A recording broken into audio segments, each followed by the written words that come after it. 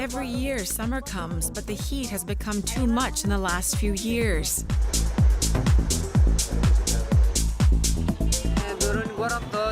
Due to the heat, I can barely keep my eyes open in the sun. When I feel faint and feel like I'm going to black out, I go to the petrol station and I splash water on myself. What else can I do?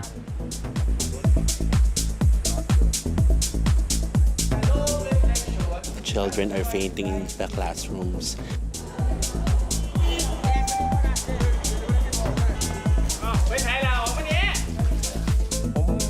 I feel dizzy and stifled because of the heat. I don't feel good. And this is what large parts of Asia are currently experiencing.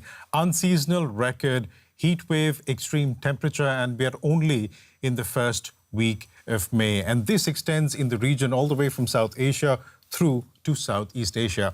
This is what we want to talk about today on News Desk, which, as most of you all would know, is a DW News conversation that responds to questions and comments from you. I'm Biresh Banerjee. And I'm Michelle Stockman, and I will be paying special attention to your questions and comments that you put in the live chat.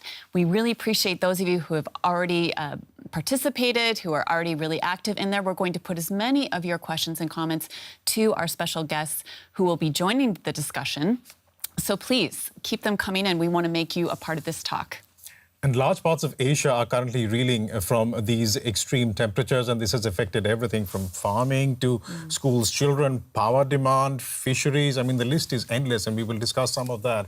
But this is also why we want to hear from you. How are you coping with extreme temperatures in the area where you are living? Write to us in the chat section. It should be there on your screens now. We would love to hear from you. How are you coping with the extremely hot weather?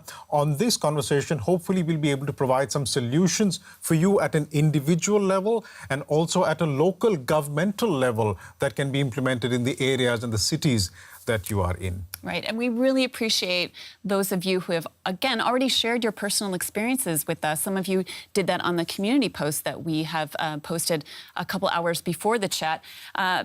People like Lam Hormek, 44 degrees Celsius in some parts of Cambodia, feel like we're burning alive. Mr. Weeb, 8533, my country, Bangladesh, we've got poverty, 7 to 8 hours, no electricity. On average, 37 degrees to 40 degrees, hot weather at rush hours. It's a living nightmare. And we've also heard from Xtifer 87, some parts of the Philippines are hitting 53 degrees Celsius heat index. It's brutal. So, yeah, I mean, my heart goes out to you guys. I spent a couple summers in Pakistan, so I can understand some of this heat you're going through, but these temperatures really are just seem to be going through the roof. So please, again, we want to hear from you. Share with us your experiences in the live chat. If you haven't subscribed, do that so that you can, again, take part and be part of this discussion. Let me introduce other people here around the table who will be taking part in the discussion too. First, we've got DW climate reporter Louise Osborne. She's one of our experts that will be posing your questions to today. And then we've got Nehal Jory. She is a journalist and anchor here at DW. You've seen her on News Desk before. She'll bring us up to date on what's happening right now with this heat wave in Asia. And then we've got Cherry Chan. She is a steady hand here in the DW newsroom, and she will be in the chat, making sure that we are aware of your comments and questions. And then let me not forget, just a few meters away from us is Wade Adams. He is our producer. He and the team back there are going to make sure that we stay connected to you and that, again, we hear from you and hear your questions, and we can have a great discussion. A small but very efficient technical team that works behind the scenes to bring you this stream that you are seeing on your screens right now. I also wanted to sort of tease you. I just want to sort of let you know that there'll be two experts who'll be joining us later on the program. Raghu Murtugudde, for those of you who might have heard of him, he's an earth scientist, and Dr. Radhika Khosla, who's an urban climatologist, who'll potentially be able to offer us some advice on what one can do to beat the heat in terms of solutions that currently exist. All right, yes. And again, thanks to all of you who have been commenting in the chat. It is very lively already. But first, to get things started, I want to turn the time over to Cherry, who's going to introduce the poll question that all of you can participate in today. Right, so we have a poll question. Do you have the means to cool down? We actually put this question in our community chat a few hours ago, and we have already gotten over 4,000 votes, so it's quite active in our community. 4,000 votes already, and this has been like Yeah. less than 3 hours, right? Less than 3 hours, exactly. And then let me check the latest number. Okay, so half of the people who voted say, yes, I'm managing fine. 21% said yes, but it's expensive. 15% says no, I can't afford it. And 9% say nothing works, it's too hot. But for those of you who just joined us right now, you can also vote. The poll is in the live chat, just on top of the chat. So yeah, vote and we will discuss the result later. So 9% who are saying nothing works, it is too hot. Hopefully, we'll be able to offer you some solutions by the end of this conversation that you can potentially implement at the personal level to, I don't know, beat the heat and make it slightly more bearable. So stay tuned. It really makes us hot under the collar, you know? It really... All kinds of color, blue and white collar people hot, are affected yeah. by this. It doesn't discriminate. So right, let's get started and get a quick look at where we stand currently. When we're talking about heat waves in the region, we need an update on that. And this is where Nehal Johri comes in. Yeah. Well, you know, just 2 years back, I was reporting on the heat wave from India. And it was April 2022, and it was the hottest April in a decade. It was really difficult getting our work done. We were going around Delhi trying to speak to the people who are most affected. And you get headaches, you feel dizzy. There's a real danger of getting heat stroke. And it's hard to believe that now it's only gotten hotter. So South and Southeast Asia are experiencing what many climate scientists are now calling a historic heat wave. These are temperatures far above the average that, you know, these regions would be seeing at this time of the year. And of course, there are seasonal variations in any country over the year, but that's not what we're talking about. So let's take a look at a world map and just see what sort of temperatures we're really speaking of. If we can just share my screen. There we go. So these are temperatures from today by the University of Maine. Do you have a good view of that? Okay, yeah. So the red band you see in the middle, that's expected, okay? That's a hot zone around the equator. You would expect temperatures to be higher there. But if you look at the details, that's when it gets really strange.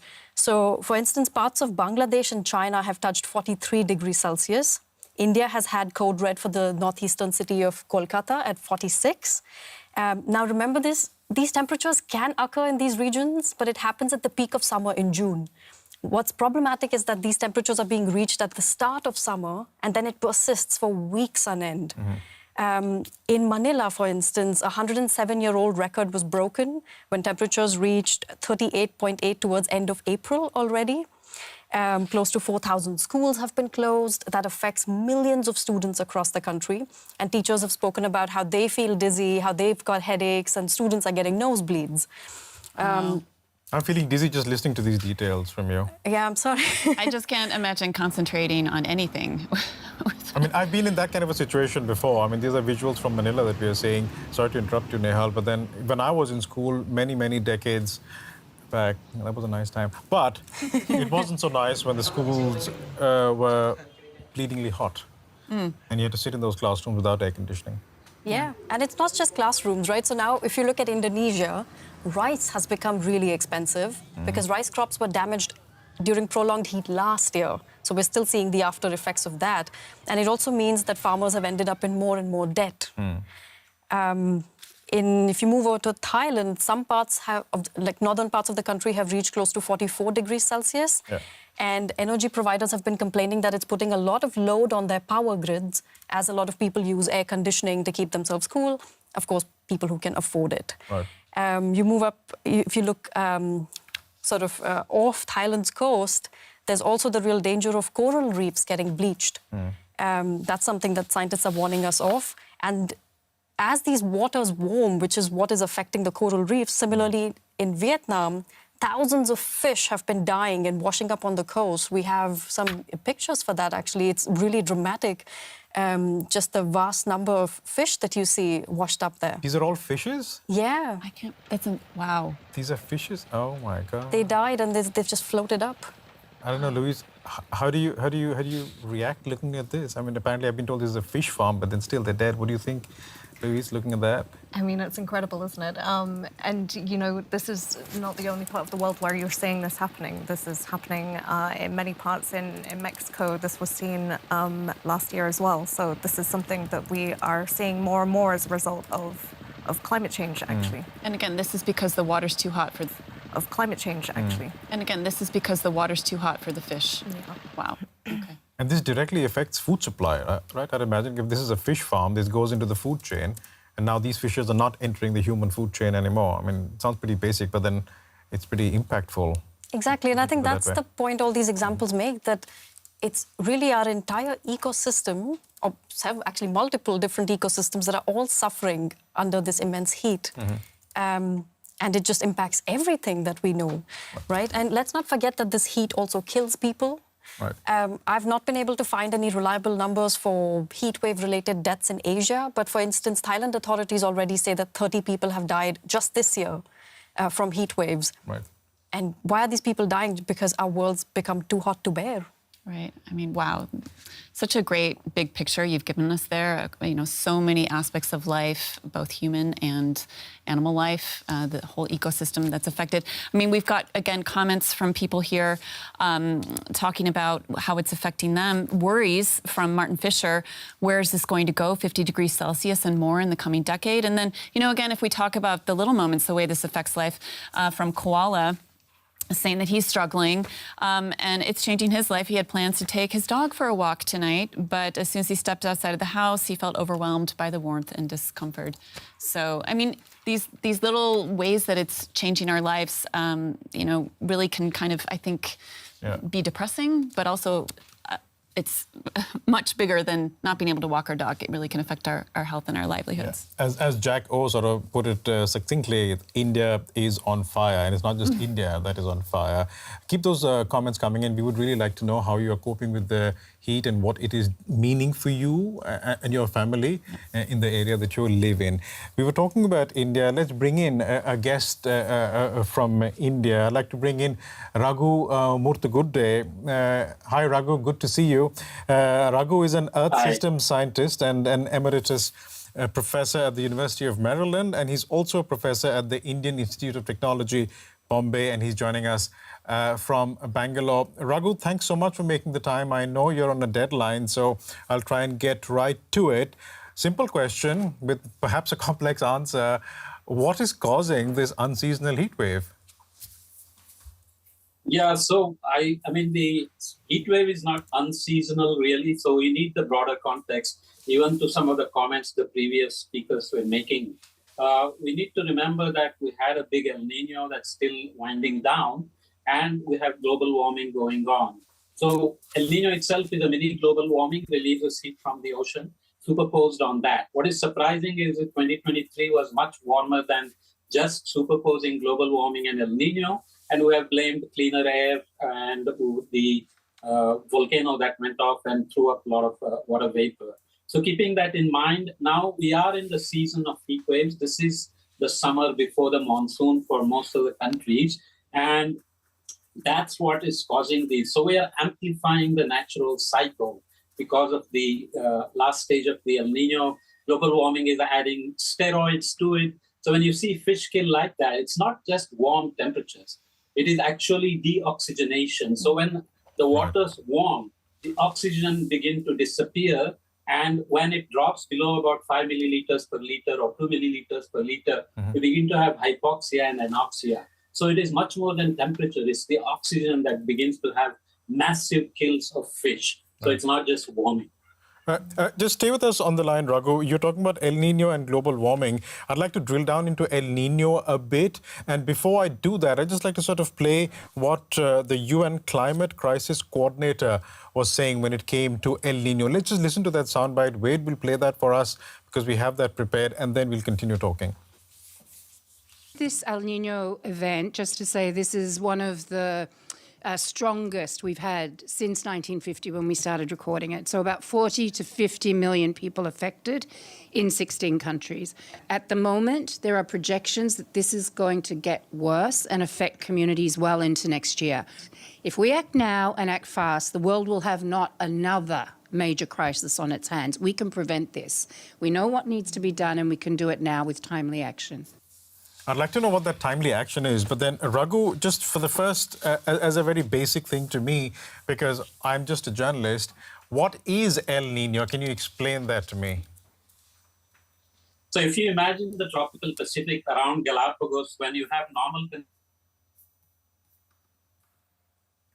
Sorry, Raghu, are you still on the... effects of the Earth. Okay. Raghu, sorry, you broke up there. Can you just start? Yeah, you broke up there. So could you just start from the beginning again? Because you just barely started your sentence and you cut off. So let's start in the Eastern Pacific, let's say around Galapagos. You have winds and you have rotational effects of the Earth, which begin to push the water away from the equator. So cold waters are much colder.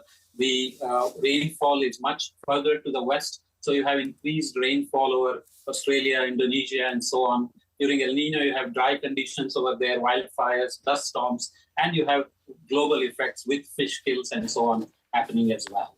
Right. Thanks for that, Raghu. Let me just bring Louise in. Louise, you heard that soundbite. That was from Rina Gelani. She's the UN Climate Crisis Coordinator. At the end of her soundbite, she said something to the effect that we know what needs to be done and we can do it now with timely action. Is she talking about the El Nino effect, or is she talking about the global climate crisis? No, she's talking about the global climate crisis. Right, okay. And I think what she's referring to is, you know, we have been spewing out carbon dioxide with the industry that we have, with the cars that we're using, and all of these things. And it's these greenhouse gases that are warming the Earth. They act as like a blanket around the Earth, keeping any heat in. And we basically need to stop emitting these greenhouse gases to prevent that becoming a bigger issue, to prevent more greenhouse gases coming into the atmosphere. And, you know, we are on a pathway to, well, global governments want to transition away from fossil fuels, or so they've said. But that's just not happening at the moment. And I think she's referring to the fact that we need to rapidly do that if we are to stop the impacts that we are seeing, or at least not let them get any worse. Right. But before you say that... that actually... Yeah, Raghu, just one moment, Raghu. I just need to sort of speak to the community for one moment.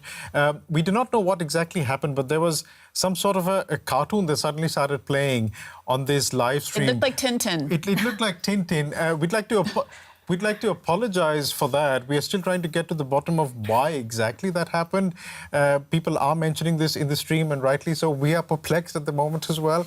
We're going to try and get to the bottom of it, but it was Tintin with some rain outside the windows. We don't know what happened. We apologize. We're going to get to the bottom of it. May have gotten hot tempers over it, but hopefully those rain images in Tintin cooled everybody down. So let's move on. Sorry to interrupt you, Raghu. You were saying, my apologies. Carry on, please.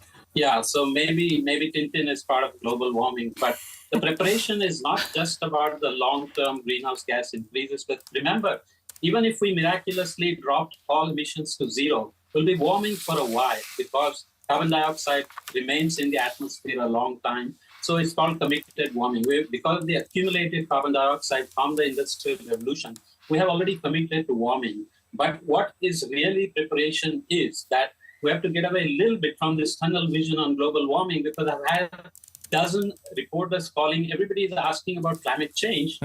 Nobody is asking about predictions. We need early warnings, and we have many early warnings. El Nino was predicted very well.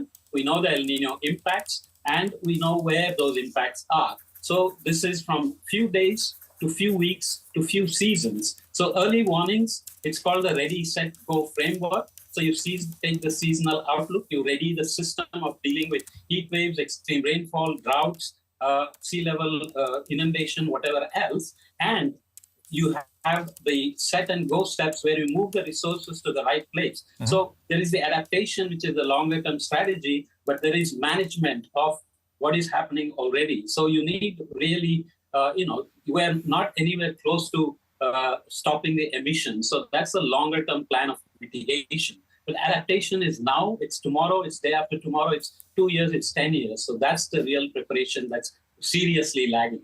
So, Louise, I saw you nodding over there. So it's a global problem, but with local ramifications. And as Raghu is saying, it needs local preparedness.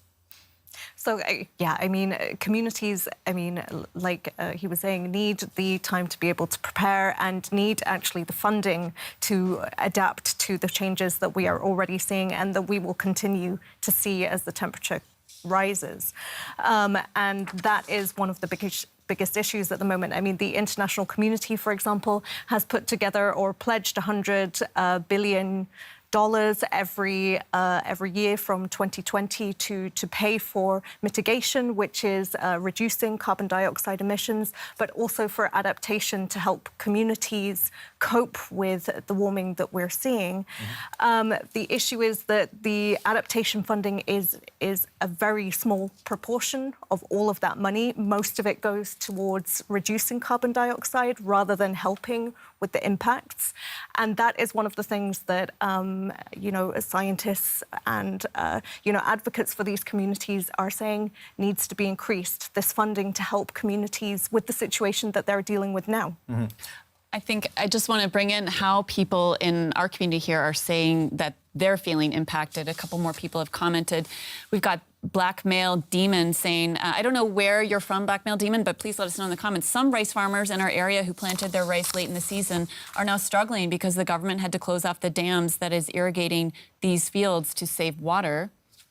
And then also Carolina Vilena, please let us know where you're living, Carolina, addressing Baresh. My parents are now in their senior age, and I always looked after them in order to make sure that they're okay. But heat is unbearable, especially on my mom. And that brings us to, I think it's worth discussing the groups of people that this affects most. I mean, we obviously know about poor people. It is difficult for them to be able to find the means to be able to afford to cool their homes and their houses, and they also have to go out to work. But could you talk a bit more, Raghu, about the groups of people who are most vulnerable when we are talking about the local impacts of climate change and El Nino? Yeah, so heat waves and extreme events in general are very deadly because they are not gender neutral. They cross countries, and even in a city like Mumbai, poor neighborhoods get hammered much worse than rich neighborhoods because rich neighborhoods can close their windows and run the AC, go in AC cars. But poor people don't have ACs. They cannot stay inside because they have to go out and sell their vegetables or work outside and so on. Mm-hmm. And of course, old people and young people. So the early warnings again come in there because vulnerabilities depend on incomes, the kind of house you are living in, the access you have to hospitals, and the infrastructure that helps you, hydration centers, shelters, and so on. So we need to really track neighborhood scale vulnerabilities. And many of these are really no regret decisions. Once we have early warnings, then we can really help old people by saying, don't go outside, tell the kids, don't play in the sun, and so on. So it's not very onerous if we get the early warnings in place. You're based in India. What is the situation in India currently when it comes to early warnings? I know some cities have a heat plan in place, but if you could just talk a bit about that. Yes, so just to give you a context, 2023 is claimed to be so warm, and yet large parts of India are actually cooler than normal. So what happens is even though background temperatures are cooler than normal, you get massive heat waves. And India has spent more than $100 million, now getting close to $400 million in supercomputers, hiring personnel, and improving weather and climate forecasts. Our early warnings have gotten much better, and the last mile problems of getting the warnings to people have gotten much better. The National Disaster Management Agency is working very well with the climate and weather forecast systems to get people aware, be aware of, especially we have elections going on now, so people have to be out voting. There are more than 12 million, is that right? 1.2 million, voting booths. So people are standing in line for hours, and there are old people there as well. Right. So it has done very well, and it is sharing these early warnings with neighboring countries, at least the friendly countries and so on. It's training them to use these early warnings as well. So I would be, giving them high marks on how well they are doing right now. So there are controllable factors because these heat waves are being generated by, El Nino, which is far away. You cannot do much, but we have to do whatever we can in terms of building the infrastructure to help not reduce deforestation, urbanization, green covers in urban areas, and so on. So India is doing, very well, but it has a long way to go in terms of actually covering everybody, reducing vulnerability of everybody, reducing the risks of everybody, and so on. Raghu, I know that you have to go, but before you go, one final thing from Michelle. Right, one final thing. From our user, you've talked about the big picture for us, but also can you tell us how this is affecting people in terms of what is the heat index and why is it usually hotter than the temperature? What's behind that? Yeah. So India generally begins to load up on moisture during March, April, May before the monsoons arrive. And what is different this year is that because of the large-scale circulation that is set up by the El Nino, the waning phases of El Nino, even the interior of India, which is generally drier, is getting a lot of moisture from the Bay of Bengal and from the Arabian Sea. When you combine heat and temperatures and humidity, this heat index or the heat comfort goes, becomes really deadly. That is a deadly combination. So the heat indices themselves right now are based on exceedances of temperature alone. This has to change. We have to add humidity to tell people that it's really, there is the screen. So these are very useful to add humidity and create a heat comfort zone where it's not just temperature, it's the humidity and the natural variability is being modified by El Nino and global warming to increase humidity. Remember, the warmer atmosphere is a very thirsty atmosphere. So it begins to suck all the moisture out of the soil, even out of the plants. We are having wildfires in the north. This is related to the winter precipitation being low, but temperatures being so warm because vegetation is drying up as well. Raghu, just stay on the line because we talked about heat index, Louise, and this is where I come to you for guidance. We also hear about wet bulb temperatures. Is wet bulb and heat index the same thing, or...? I have to say that's something that I am not going to be able to help you with. Maybe we go to Raghu for that then. Raghu, what is wet bulb and heat index? I mean, you said heat index. What is wet bulb? So when you have a thermometer, you have just temperature being measured. Wet bulb temperature is where you actually put a wet cloth around the thermometer, the mercury bulb. So then the evaporation of the humidity also is accounted for. So wet bulb temperature is in fact what we are talking about when you add temperature and humidity. So you just imagine, just dry heat doesn't make you so sick. If it is very humid, your body cannot even sweat and the sweat cannot be evaporated. So it becomes really oppressive. That's why we call it the dew point temperature or the wet bulb temperature that really makes heat index much worse. Okay. So basically, when it comes to understanding how heat and how temperature affects you, one should be looking at the wet bulb temperatures. Is that correct?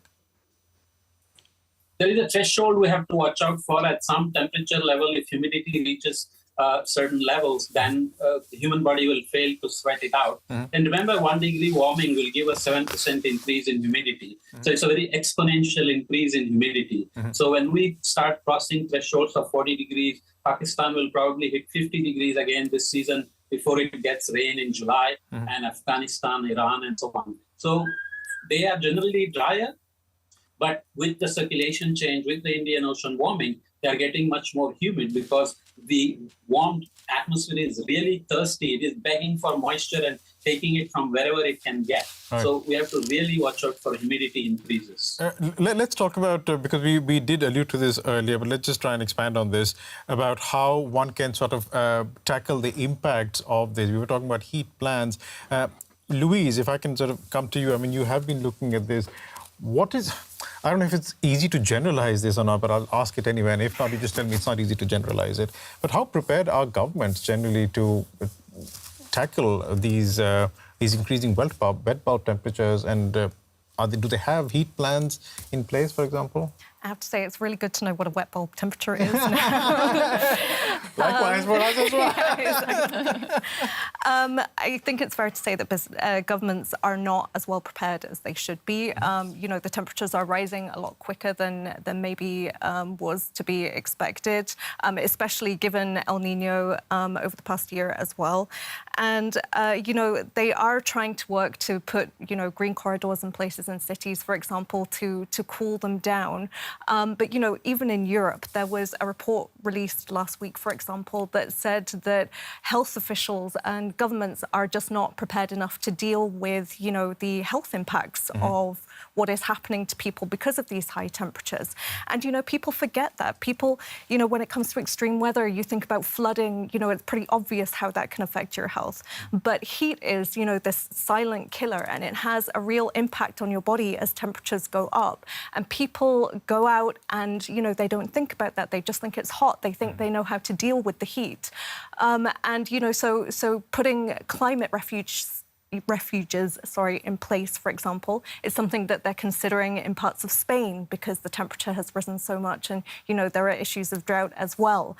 And Louise, can I just interrupt you really quickly? We have Krishna K. You were talking about how heat affects the human body. He's asking, how does prolonged exposure to excessive heat affect the human body? Can you just tell us how our bodies are reacting to this? I mean, as Raghu was saying earlier, you know, when you sweat, or the human body cools itself down by sweating, if there's too much moisture in the air, then you can't effectively sweat. That is one problem. Another issue is that, you know, your heart pumps your blood to your extremities so that it can cool down, which can take blood away from your internal organs, which is obviously a big problem.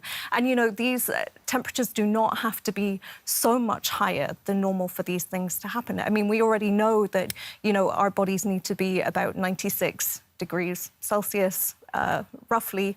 And, you know, once it gets much higher, once it's at 100, then we're already in trouble, 102, and, you know, you need to be in an emergency unit. So, yeah, these things happen relatively quickly, actually, and there are a lot of deaths that have been associated to it. Unfortunately, as you were saying earlier, the data is not available so much in Asia, but, you know, in Europe, for example, in 2022, there were 61,000 deaths associated to heat. And the WHO has said that that will probably double by 2050 if action isn't taken.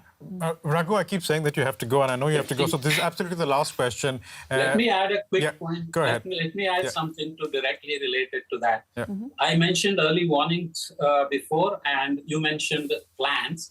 Governments have made great plans. Here is a problem, that even if early warnings come in and all the plans exist, mainstreaming these into budgets, fiscal policies is just not happening.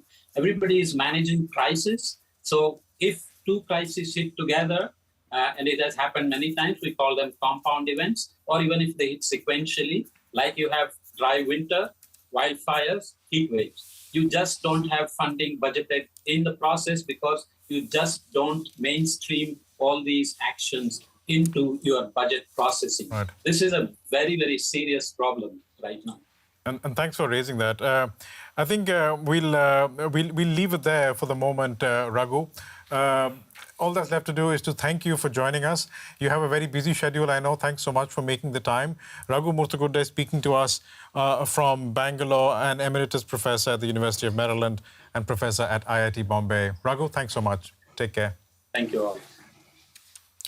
Right. Let's just take this moment to just have a check of well, how the chat has been going. We haven't been able to monitor it as much as Cherry Chan has been monitoring it. Maybe she can bring us up to speed with what the general discourse is. Right, yeah.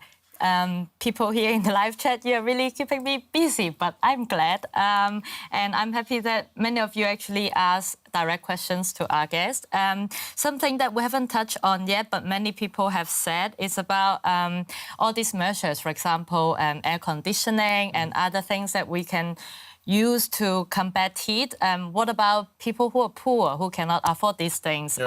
They want to know if it's any way that this thing can, people who are poor can get access to these things. And also I have to say that the Tintin cartoon doesn't seem disturbing to many people, and many people find it funny. But it's disturbing to think where it came from. I'm really curious, and I'm trying not to think about this.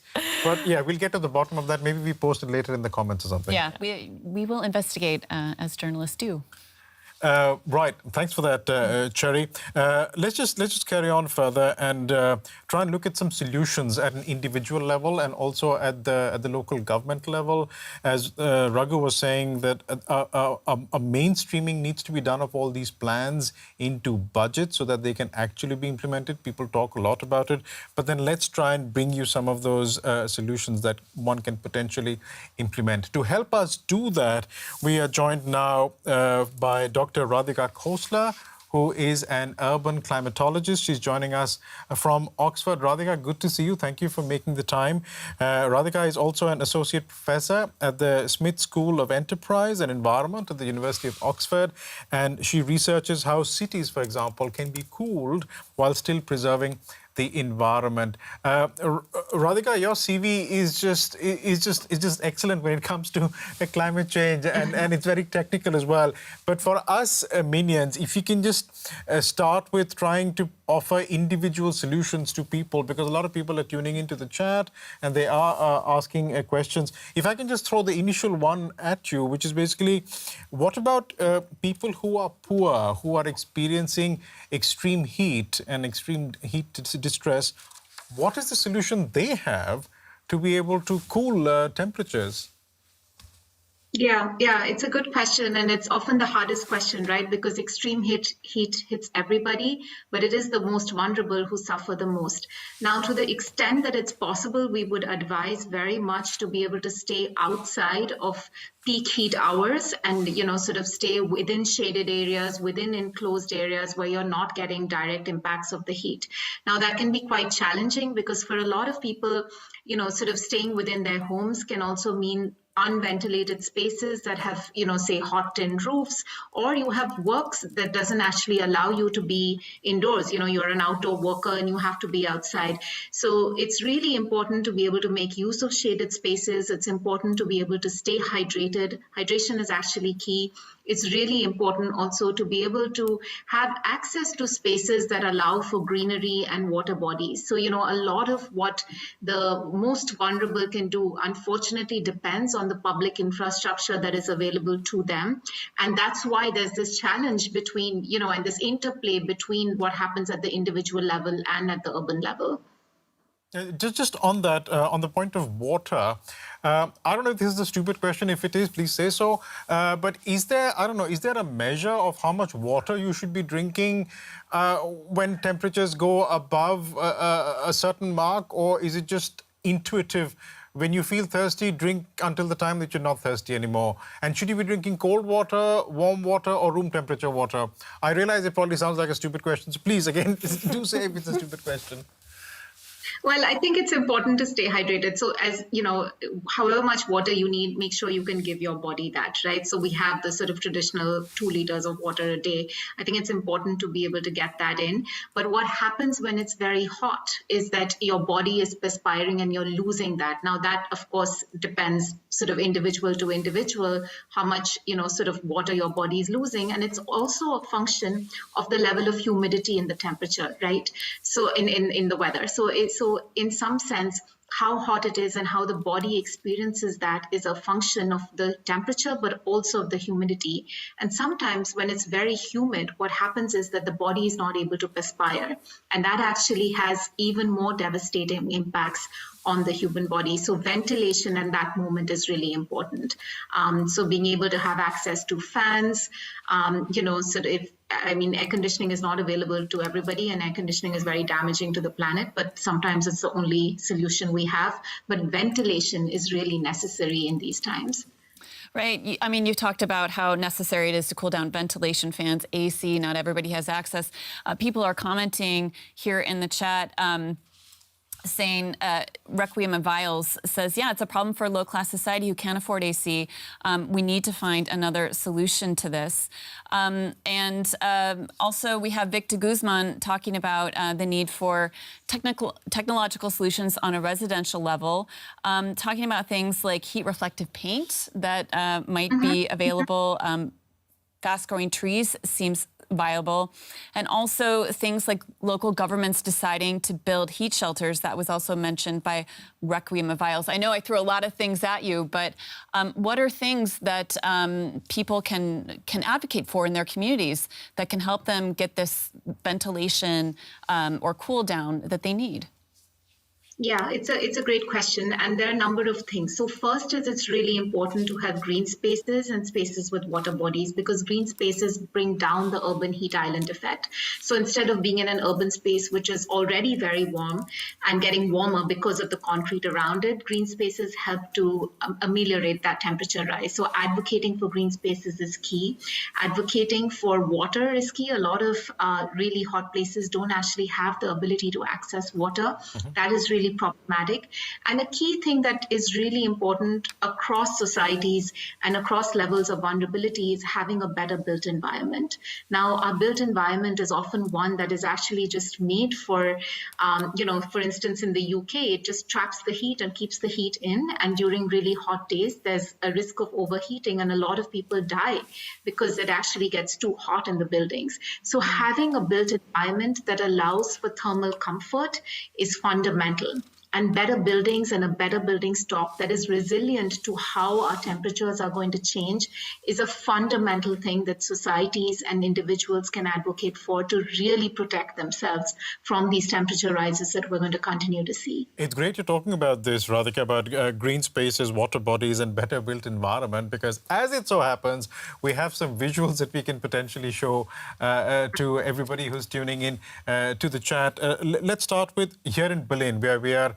The live stream is coming out of Berlin, and in Berlin, for example, there is a map that was created that showed, and this is something that Wade is throwing up there, and I think maybe you can see this as well, Radhika. So what this shows is the city in an infrared, sort of a heat map, and all the areas which have greenery, which have vegetation, are cooler than the rest of the city, as one can see over there. And this is, again, to do with vegetation and greenery. And speaking of green spaces, there are also things that have been tried in Colombia, for example, and that have also been tried in Seoul, in South Korea, where, if I'm not wrong, and Wade can maybe throw up those images because we have them as well, of, there you go, of trees and greenery right down the center of the street. And this is in Colombia. And then you also have an example, I think, in Seoul, where they converted certain expressways, at least the parts of them in the middle, to, what should one call it, channels of water. There you go. That's the before and after images on people's screens there. And let's just lastly, speaking of a better built environment, green spaces and water bodies, Singapore generally stands out as an example. I think the government of Singapore is investing in a plan. This is a promotional video from the government of Singapore showing what that vision might look like. Singapore, the plan to plant 1 million more trees to tackle soaring temperatures and improving the built-in environment. Louise, just looking at those images, I mean, you see those plans taking shape, but are these rarities, or is this getting more common around the world? I mean, I think it depends on where you're talking about. I think that it is still quite a rarity, the fact that, there are examples that are always brought up. I mean, I also have on my piece of paper Seoul and Colombia as examples of, places where this is happening. I think in Europe it's becoming much more common, and we are seeing it in parts of India as well, in some of the cities there. But it's obviously not common enough. Like, it needs to be put in place because it really does make a difference. I mean, South Korea, for example, Seoul, the example that you talked about, the temperature is up to 3 degrees lower as a result of the changes that they've made. In Colombia, in Medellin, it's up to 4 degrees lower. I mean, these are the kinds of changes that are really going to make a difference to people's lives. Dr. Costa, you were listening to Louise talking there, and I know that you work at the level of policy quite a bit as well.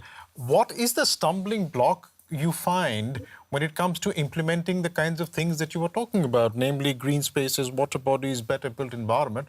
What are the stumbling blocks one generally encounters? Well, I think one of the hardest things in terms of policy implementation for building resilience to extreme heat is that it requires coordination across different types of ministries and departments. So it's not an issue that you can just allocate to, say, one part of policy making and one ministry and then it's sorted out. We're talking about so many different things here, right? We're talking about water, we're talking about buildings, we're talking about urban greenery, we're often talking about health, then we're talking about the Met Office and sending, sort of extreme heat and weather warnings out. So it is such a different and sort of, multifaceted issue that requires coordination across different ministries. Energy is a really important one, right? Often when it's very hot, the demand for electricity peaks. And at that point, you're then talking about managing the energy system differently. So having a coordinated approach is really difficult. We talk about it and, we often recommend it, but we also recognize that this is not straightforward to do because it requires some kind of body that sits and coordinates across these different functions. But how expensive are these solutions? I mean, do governments even have the money to be able to invest in things like these? I don't think these are very expensive solutions. I think the go-to solution, which is air conditioning, is actually a very expensive solution. It's an expensive solution because energy prices are rising, and it's an expensive solution for the planet because it's really bombing, sort of the climate.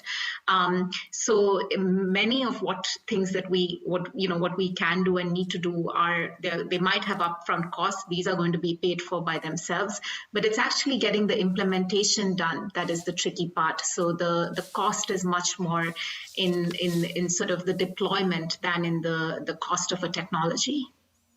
I mean, just again, going to the comments, we've got Pav Poo. Many of the things that you mentioned are on his wish list for Cambodia. He says better city planning, urban planning with more trees and park could help a lot. Southeast Asia should really consider all that. At least commuting to work would be more bearable. So definitely a lot of demand for what you're talking about. Mm-hmm. Yeah. I did have another question for you, though. This is someone who's a little more contrarian, Martin Fisher. He's saying, talking about, making more green spaces and specifically planting trees. He says it's already too late before they could suck all the CO2 out of the air. The trees need minimum 30 years to do that, to suck out all the CO2. So is all that you're talking about creating these green spaces, is it too late? Yeah, I mean, when we say green spaces, sort of what we mean is spaces that are not concrete and, sort of those that suck heat out and actually trap it and make spaces warmer. Even grass is green space, and it's not very difficult and time consuming or expensive to be able to lay, sort of urban green grass spaces around, and that does not take years. Of course, it opens the question of whether that kind of land space is available, and that's why what we're seeing in places like Singapore is these urban walls, urban green walls or green roofs, where whatever kind of surface material is available is actually being used to be able to reflect heat back and not trap heat, right? So reflective paints, like we were talking about, is another approach. I mean, if we think about just surface areas, it's often 70% of a city is a surface, whether it's a roof or a pavement or a road. The question is, can that surface be used to actually reduce the amount of heat in the city as opposed to trapping it, which is what they're doing right now for the most part. I just have one final question for you, Dr. Khosla. I mean, what you're saying, what you just described there, saying it is not difficult it's not too expensive to carry out, and it is solutions that one can start implementing straight away. So why aren't they being implemented? Do you find that there is a commitment problem from governments, or governments are not taking it seriously enough, or is it something else? I think, we're only very slowly recognizing that extreme heat is a real challenge. It's coming to us much faster than we thought it would in its intensity, its duration, and its frequency. It's also killing more people than we thought it would in many ways. And it's not just about mortality, it's also about morbidity and the cost to infrastructure. Every year we're seeing more and more increases in these damages. And so we are waking up to it, but unfortunately we're waking up to it only as we see the damages it's causing.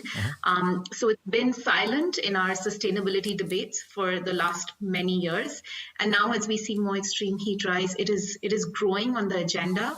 But it's far from being a priority. It is far from being a priority, but, unfortunately, as it gets hotter, that's when we're going to see people demanding action for it and hopefully governments responding as well, because, we know what we need to do and we can save a lot of lives if we do it. And we'll leave it there for the moment. Dr. Radhika Khosla, thanks so much for joining us. I know you had to move your schedule around to be able to participate. We are so glad you did. Thanks so much for joining us today. Thank you.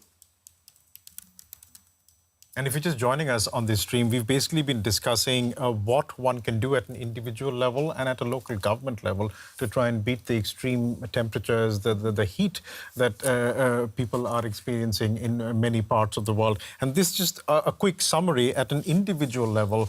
Our experts are talking about making sure that you have access to ventilation, that you have access to water, drink water, lots of water, and you have access to spaces with shade, get out of the sun, essentially. It might sound intuitive, but I think it just bears repeating. So it is there at the top of our head the moment we are feeling these kind of extreme temperatures. That's something that one can do at an individual level, and it doesn't cost too much. And when it comes to things that can be done at the local governmental level, something that one can campaign for with local governments is to try and provide more green spaces. It is also to try and provide more water bodies in the areas that one is in, and also to ensure that the built environment, that is essentially the concrete and the steel structures that are around us, are more heat reflective and are built better with the heat in mind. That's basically what we are discussing here on this stream.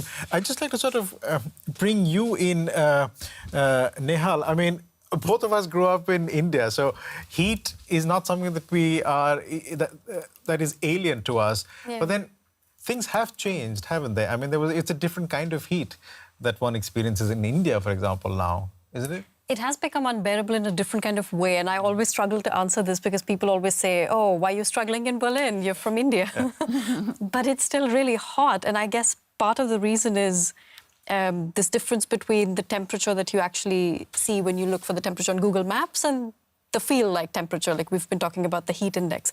And I think that's made a big difference. You don't always realize that conditions have changed because you're just looking at the sort of face value of the temperature.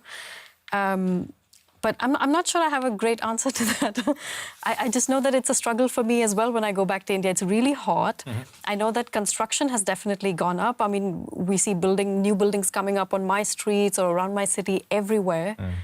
And it's just much hotter. Louise, just let's bring you in on this, because we were talking about commitment, and we were talking about, and Dr. Khosla was talking about governments not realizing how acute the problem is. And I find that sort of hard to understand, given that these governments, these national governments, end up at these COP summits. COP is, again, the climate of parties, but then the full definition, the full form is United Nations Climate... Framework on Climate Change. Exactly. They attend this, and we've had, 28 of them so far. Why is this still not being taken seriously? I mean, I think there are lots of different factors. I mean, politically, it's quite difficult to get some of these changes through. I mean, we've seen this in Europe over the past 4 years with the European Green Deal, which, was trying to move to, for example, put in place natural areas, natural space to return some agricultural land to nature. Mm. And those things have been, protested against. People didn't want to see some of those changes happening. We see it in Germany as well with the speed limit. You know, if we reduce the speed limit, then it would mean that there wouldn't be so much emissions contributed by vehicles. So, you know, there is this issue that the public is not, you know, isn't quite on board with some of these changes happening, and so it's not so easy to maybe force them through. But it's also an issue of, you know, I mean, we see this every year at the COP, the climate conference, that governments just don't agree. There are so many interests. You know, we're talking about 78 or something. Sorry, I can't remember the figure exactly. But they all come together and they have to agree together on steps forward. It was only in November that they first put the words fossil fuels into the agreement and, you know, agreed to transition out of fossil fuels because, you know, countries like Saudi Arabia, which has a lot of interest in oil, and other countries did not want to see these words and these commitments kind of made in such a really solid way.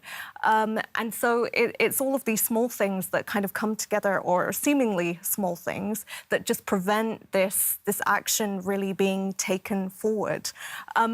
Saying that, a lot has changed over the past 28 years. And, you know, there has been a lot of movement made and things are moving forwards. You know, we had the Paris Agreement that was signed in 2015. So this is the agreement to keep global temperature levels below 2 degrees, better, you know, below 1.5 degrees Celsius. And, you know, that was kind of unthinkable before that we could have an agreement that everybody would agree on. So, you know, there are steps forwards and steps backwards, and, you know, getting a global community to agree is not always as easy as people might think. You know, I hate to sound fatalistic, but correct me if I'm wrong, but this year in February, wasn't it the first time that the world crossed this benchmark of 1.5 degrees Celsius for 12 months at a stretch?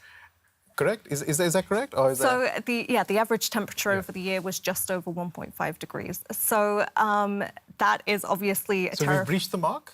No. Okay. It's a terrifying thought, and, you know, a lot of people might have panicked and thought that we're there's nothing that we can do anymore. But actually, you know, when they're talking about global temperature averages, they're talking over a much longer period, so a couple of decades or so. And the actual temperature rise has been about 1.2 degrees roughly on average above pre-industrial levels. It's still not good. We're still moving quicker than some scientists had thought we would towards, you know, this 1.5 degree limit that has been put in place by governments. But we're not there yet. And well, there's a little bit of disagreement about it, but in general, the idea is that we could still stop ourselves getting to that point. Really? Do you believe that? I don't know. I mean, it's hard to know. I'm not a scientist. I talk to them. I think we're in the realm of belief now. Yeah, maybe, yeah. I mean, wrong question. Different scientists tell me different things. And, you know, I don't know, considering that this year we already got to 1.5, you know, of course, sometimes I feel a little bit pessimistic about it. But I think the idea is, even if we reach 1.5, there is still the possibility to roll that back and to go under eventually. You know, there are different technologies being put in place to take carbon dioxide out of the atmosphere, for example, that could lower the temperature eventually.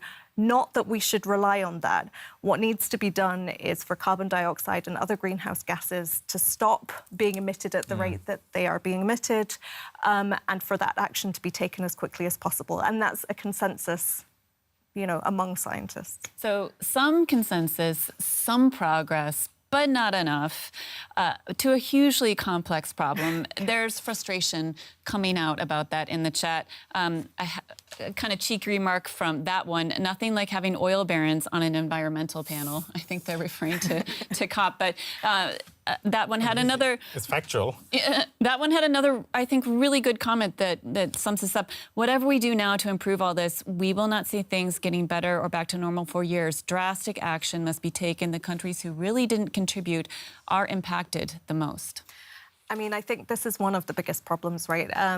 This issue of climate justice. The countries that have done least to contribute to the problem of climate change are the ones who are being disproportionately impacted by it. Asia is the continent where the biggest climate-related disasters are happening. And we're not just talking about heat, we're obviously talking about, typhoons and flooding and all these kinds of extreme weather events. And yeah, it's really sad that that is the case, and it is definitely on the richer Western countries to take action so that that does not get worse.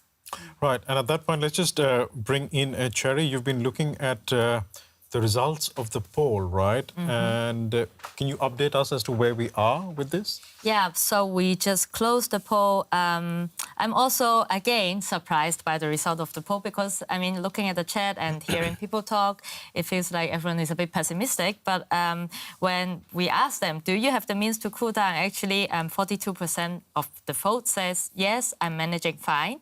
26% says, yes, but it's expensive. 16% says, no, I can't afford it. And only 13% said nothing works, it's too hot. So even if we sound pessimistic and feels like the world is ending, actually people are still resilient and trying their best to And cope. I think had some good solutions to offer in the chat. They're thinking about it. Absolutely, talk about having a forest park and infrastructure dominating Carolina. Vilena, a very active Yeah, call it to Thanks. Carolina. She has really been She's in there. really been there with From us Manila. throughout. Thank you. It does appear that she's from Manila. She did. She said it, yeah. She said. Okay, I didn't follow that. Thanks so much for being on the chat.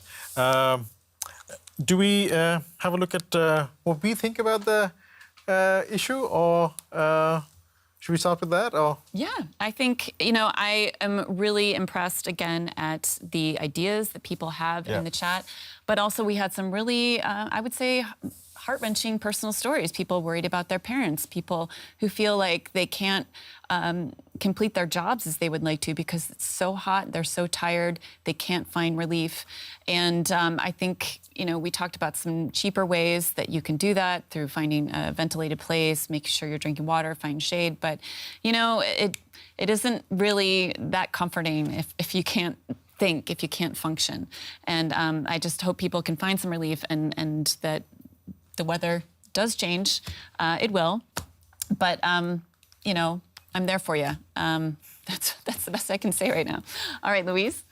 Yeah, I mean, I think that, we're dealing with 27 degrees in Berlin and I'm already super hot. So I can only imagine what it's like for the people there. I think that obviously there is a lot of action that still needs to be taken for the sake of everybody. And all I can do is say that despite being climate reporter and always being called the voice of doom whenever I'm called in anywhere, I'm still optimistic that we can, that the changes that need to be made can be made and that we as a society in general can move forward. So you did not sound like the voice of doom at all. I thought you were very factful and you helped me understand a number of things, because following all the technicalities of the climate debate is one thing, and then also to sort of distill it at a very personal level, I think you helped me understand a number of things. So I'm glad to thanks hear for coming that. Nehal, what did you think of the climate talk that we had today? Yeah, I thought it was really fascinating when we were talking about warning systems being built up. I know that in Germany, for instance, we already get some, your phone gets these red symbols of extreme heat wave or it's hot outside, be careful. And of course, our guest was talking about the warning system being built in India. I think that will be incredibly helpful, especially when so many people, do have smartphones. It's something they can have access to. But it's also a little strange to have this whole discussion and feel like so much of the pressure seems to come down on local communities, local governments. How are you going to deal with it? How are you going to handle your people when it isn't their fault? Or at least not a large part of the fault isn't theirs. It's just I don't know. Sounds unfair. Yeah, it feels unfair. I like what Raghu had said earlier. It said climate change is gender neutral. And I wonder if you can apply the same corollary to well, it's unfair, but it's there now. I don't know. I'm just trying to expand on what he is saying, but maybe it's the wrong thing to do. Which is why we come to you, Cherry. Yeah. Tell us what the right thing to do is. No, actually, what I find really nice to hear. It's not that I didn't know, but sometimes... Okay, so I'm from Hong Kong, and we have been dealing with heat for, like, a very long time, and my parents are always just saying that just turn on the AC and then you will cool down. And like I've been hearing this from even like in Western countries, the governments, they're saying just that like we need to install AC for everyone. And one of our experts, I can't remember who, but was saying that like this is not a solution, it's actually making things worse. And I feel like now I have a strong argument against my parents and like, look, no, this is just very individual solution. It doesn't help anything. Yeah, we need to like look for a cooperative, better solution for everyone. Yeah, Radhika said in some of her research, energy needed for air conditioning likely to triple by 2050. So. Yeah, the demand that places on our power grids. I don't know. I just learned a lot on this thing, as I was saying to Louise earlier. I mean, I just find that following the climate debate as an ordinary person, it becomes slightly hard because there are so many technicalities involved. But at the end of the day, I think it just boils down to what you do at a deeply personal level, which is why I think what Radhika was saying there about ventilating, drinking water, and finding shade to be in, I think goes some way. I don't know if I can say it goes a long way. But I think the takeaway for me there is that there is a lot that one can do at an individual, personal level.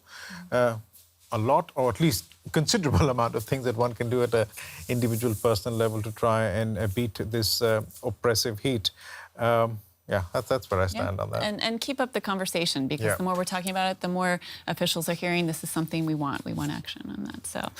Thanks everybody for sending in your comments. It's just been a pleasure seeing this very active chat with people bringing in their suggestions and their questions. I think it's really enriched the conversation in a way that really pleases me, at least. And we will get to the bottom of the Tintin incident. We need to understand what happened with Tintin there.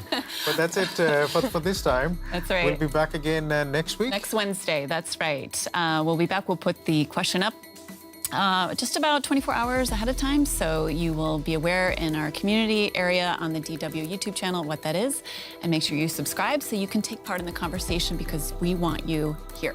And thanks to everybody at the table who joined. Louise, thanks so much for coming in. Nehal, Cherry, always a pleasure having you guys. Thanks so much, and thank you to all in the community who were responding and taking part in the chat. We'll see you next week. Bye-bye. Thank you. Bye-bye.